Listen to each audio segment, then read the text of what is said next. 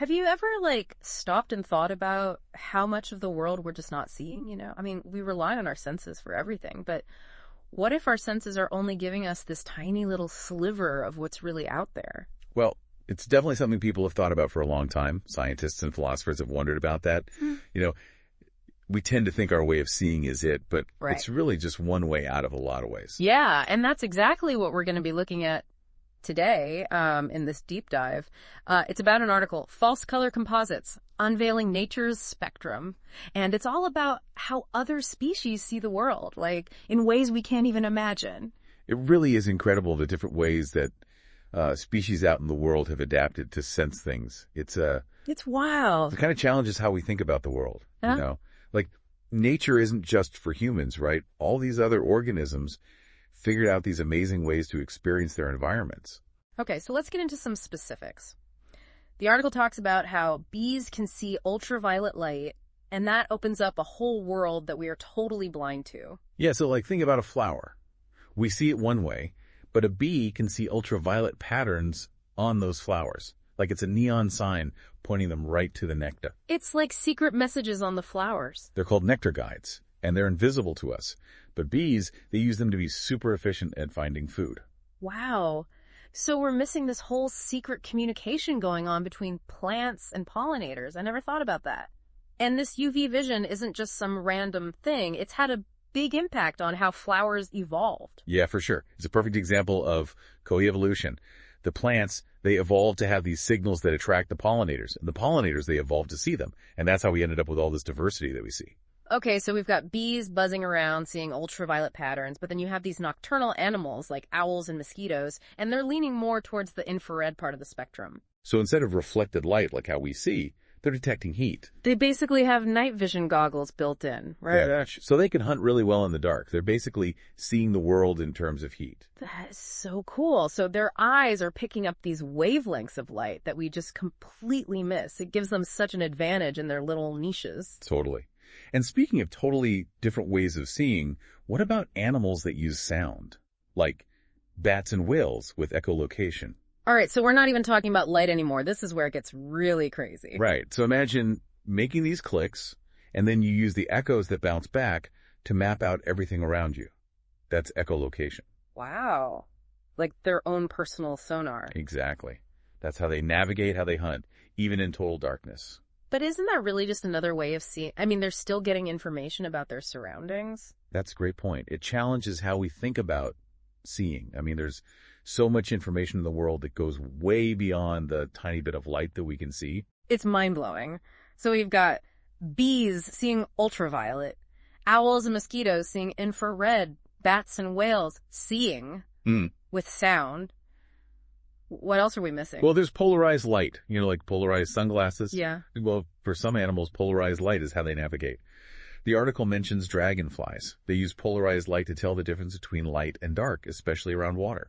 Wow. So while we're using polarized lenses to cut glare, dragonflies are using the same thing to hunt and get around. Exactly. It shows you just how differently the same thing can be used depending on the animal. It all comes down to evolution, how each species has adapted to its own environment. It makes you realize how amazing nature really is. Absolutely. All these different ways of experiencing the world, all shaped by millions of years of evolution. And it's not just animals that have these amazing ways of seeing. The article also talks about how we humans are using technology to boost our own senses.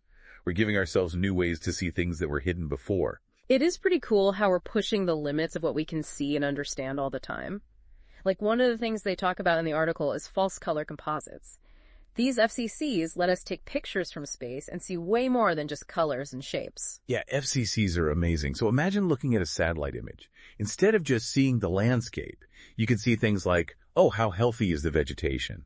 Or what kind of minerals are in those rocks?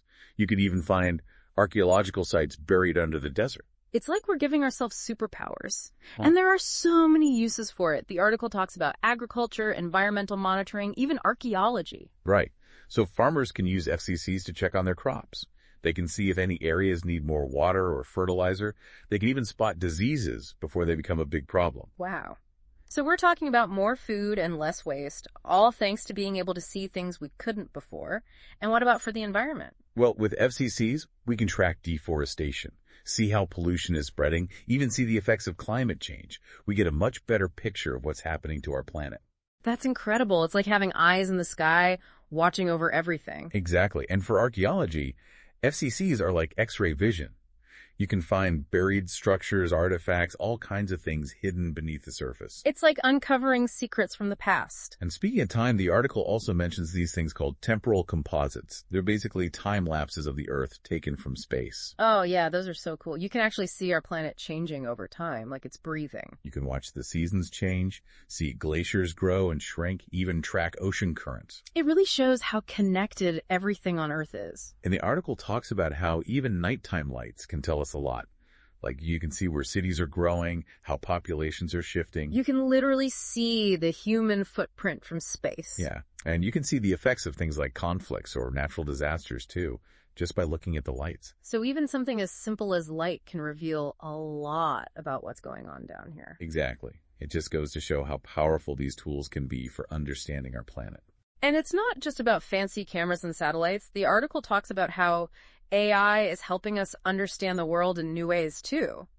Like, they're using AI to try and figure out whale communication. That is so cool. We've been listening to whale songs for ages, but we never really knew what they meant. Can you imagine if we could actually understand what they're saying? What secrets of the ocean would they tell us? Right. I mean, it just makes you realize how much more there is to learn. This whole idea of seeing the unseen is so fascinating. It's like we're constantly pushing the boundaries of what we thought was possible. And the article makes a really good point. We have to move past our old ways of thinking if we want to solve the big problems facing our planet, like climate change and pollution. So it's not just about knowing more. It's about actually using that knowledge to make a difference. Exactly. It's about taking all these new tools and ideas and using them to build a better future. It's pretty inspiring, really. It is. By changing how we see things, we can unlock solutions to some of our biggest challenges. And maybe even more importantly, we can appreciate the incredible diversity of life on Earth even more. I think that's a great way to put it. This whole deep dive has really opened my eyes to how much more there is to the world than I ever realized. It really makes you think. Yeah.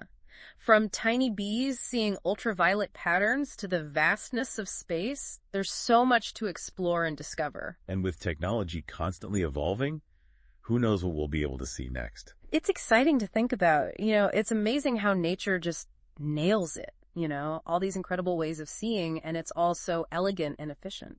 Yeah, nature's had a long time to perfect it all. Billions of years of evolution.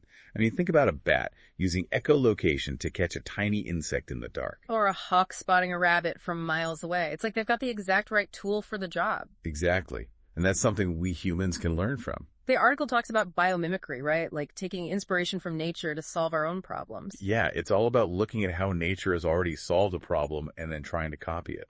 So it's not just seeing the unseen, it's figuring out how it works and then using that knowledge to build new things. Right, like researchers are studying butterfly wings to make better solar panels, or gecko feet to design new types of adhesives. It's amazing what we can learn from nature. But the article also points out that we need to be careful with all this new technology. Absolutely. We have all this incredible power to see and understand the world like never before. But we need to use it responsibly. We can't just go charging ahead without thinking about the consequences. Right. We need to ask ourselves, how will this affect the planet? How will it affect people? Will it be used for good or for bad? It's a lot to think about, but it's important. We want technology to make the world a better place, not worse. Yeah, it's all about finding that balance, pushing the boundaries of what's possible while still being responsible. Well, I think this deep dive has really shown us that there's so much more to the world than we can see with our own eyes. And the more we learn, the more we realize how much we still don't know. It's humbling, but it's also really exciting. There's still so many mysteries out there waiting to be discovered. Can't wait to see what we'll uncover next. Thanks for joining us on this journey into the unseen. We hope you learned something new and maybe even started to look at the world a little differently. I hope so too. It's been a great conversation.